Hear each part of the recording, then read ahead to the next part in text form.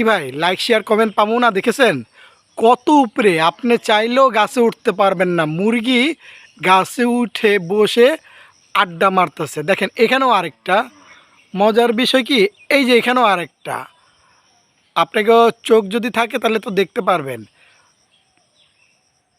এই একটা, এই একটা, এখানে দুইটা, তাহলে কত উপরে মুরগি, দেখেছেন?